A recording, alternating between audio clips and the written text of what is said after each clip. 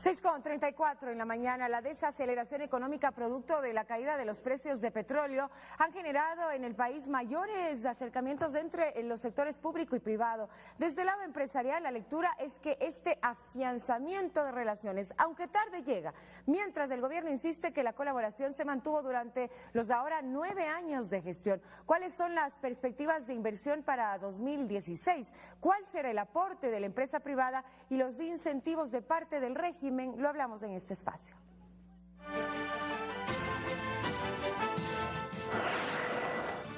Santiago León, viceministro de la Producción.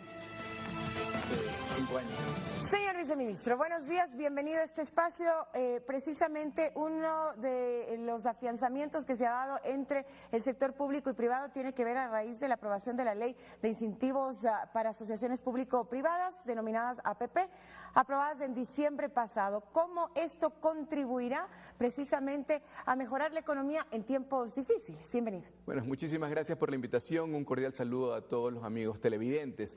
Efectivamente, el gobierno se ha preocupado por desarrollar instrumentos que permitan que la inversión no pare y sobre todo inversión en proyectos de interés general. Y justamente en este marco es que la ley de asociación público-privada es una buena noticia para los inversionistas. ¿Por qué? Pensemos en proyectos de interés general, los cuales no solo que son de interés general, sino que además tienen su rentabilidad.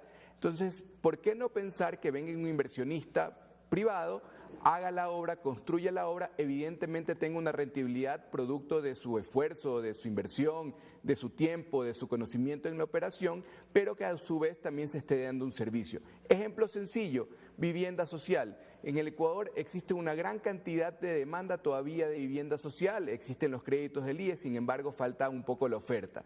Entonces, ¿por qué no pensar en un proyecto en conjunto en el cual el Estado, por ejemplo, pone el terreno y viene un inversionista privado y construye las viviendas y las vende? Evidentemente va a tener una rentabilidad de esas ventas y a su vez el Estado cumple con el objetivo de otorgar vivienda y lo más importante, los ciudadanos tienen acceso a esta vivienda. Esto lo pongo simplemente como un ejemplo. Ahora, ¿cuáles son los beneficios de entrar en este tipo de asociación público-privada? Bueno, hay beneficios muy claros. Primero, el no pago del impuesto a la renta durante los primeros 10 años una vez que empiecen los ingresos gravables. El segundo beneficio es una exoneración total del impuesto a la salida de divisas, tanto para el rendimiento como para la inversión que se haga una vez que estos capitales regresen a su origen. Adicional a eso, se le da todo el tratamiento que tiene una empresa pública o institución del Estado respecto a la exoneración de todos los impuestos arancelarios, IVA de importaciones, ICE, etcétera. Y finalmente se otorga estabilidad jurídica en los aspectos más importantes del proyecto. Entonces, en este contexto realmente, insisto, hay grandes proyectos en el Ecuador. Creo que el Ecuador está repleto de oportunidades y con este instrumento va a ser mucho más fácil aprovecharlas. Viceministro, ¿cómo saber exactamente cuáles son las oportunidades que pueden tener los empresarios tanto del Ecuador como extranjeros que quieren venir a invertir en nuestro país? Se habla de obra pública nueva y obra pública también existente. ¿En dónde se puede ver esta gama de oportunidades para que puedan escoger dependiendo también de cuáles son las habilidades y la experticia que tienen?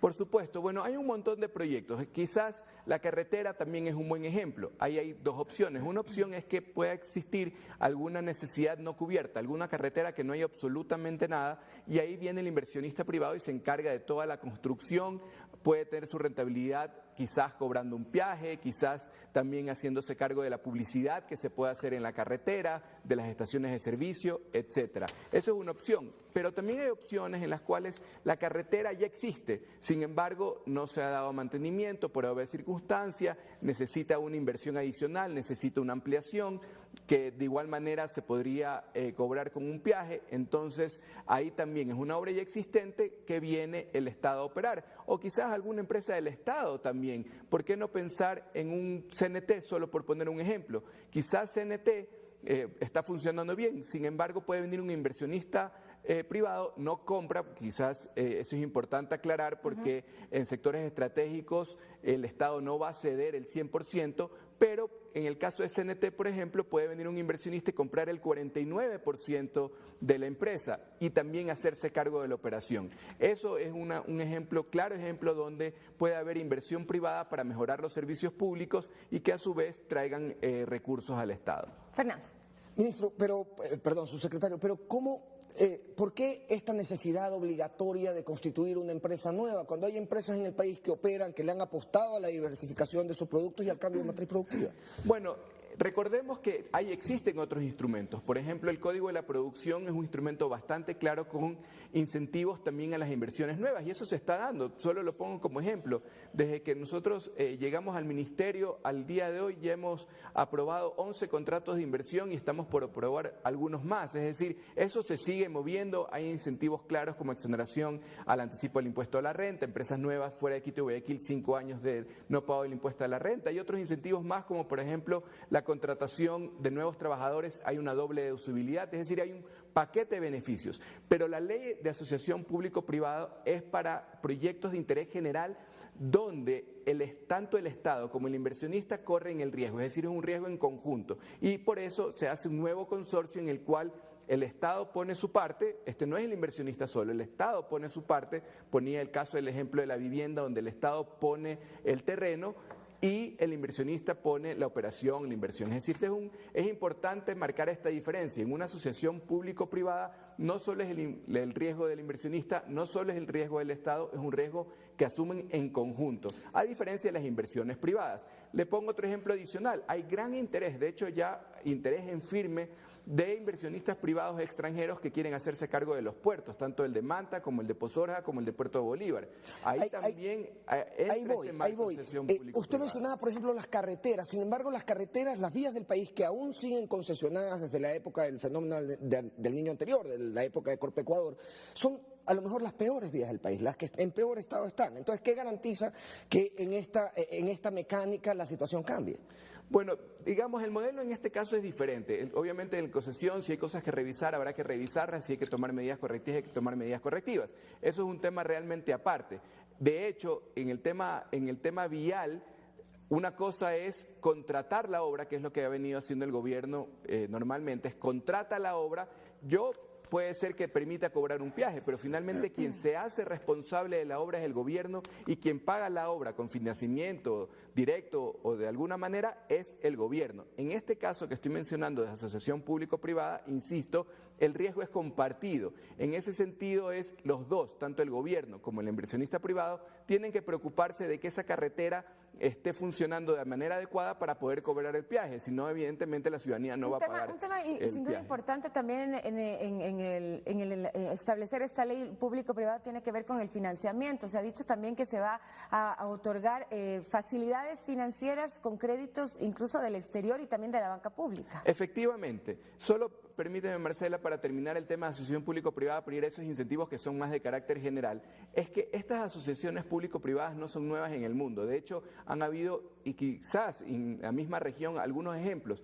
El aeropuerto de Bogotá, de Colombia, eso fue construido y mejorado con una asociación público-privada.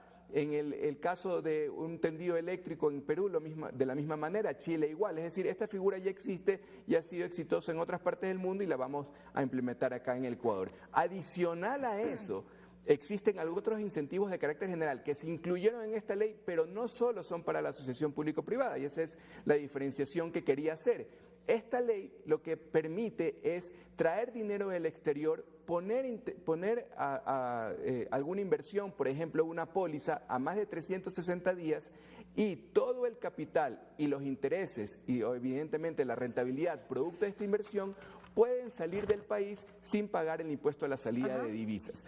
Por otro lado, también en respecto de financiamiento, el financiamiento venga o no venga de paraísos fiscales, cuando tenga que pagar esa rentabilidad de ese financiamiento o esa renta que me pide evidentemente quien me financia, tampoco le tengo que retener ni impuesto a la renta ni tampoco tengo que pagar impuesto a la salida de divisas. Se nos acaba el tiempo, viceministro. Solamente el tema muy rápido de la parte de financiamiento también, tanto con créditos externos como de la banca privada, pública. Sí, efectivamente, el no pago del impuesto a la renta por más de 360 días, tanto para personas naturales como para personas jurídicas, no pagan impuesto a la renta. Y si el dinero viene de afuera, no paga el impuesto a la salida de divisas.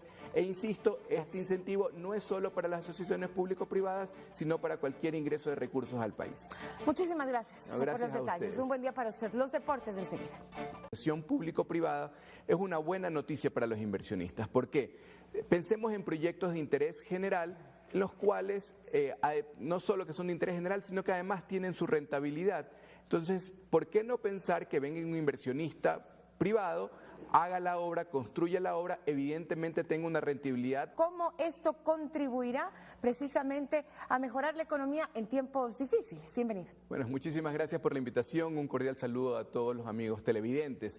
Efectivamente, el gobierno se ha preocupado por desarrollar instrumentos que permitan que la inversión no pare y sobre todo inversión en proyectos de interés general. Y justamente en este marco es que la ley de asociaciones... Mientras el gobierno insiste que la colaboración se mantuvo durante los ahora 9 años de gestión. ¿Cuáles son las perspectivas de inversión para 2016? ¿Cuál será el aporte de la empresa privada y los incentivos de parte del régimen? Lo hablamos en este espacio.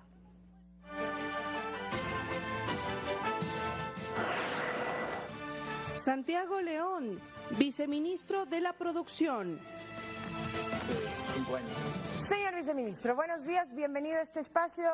Precisamente uno de los afianzamientos que se ha dado entre el sector público y privado tiene que ver a raíz de la aprobación de la ley de incentivos para asociaciones público-privadas, denominadas APP, aprobadas en diciembre pasado.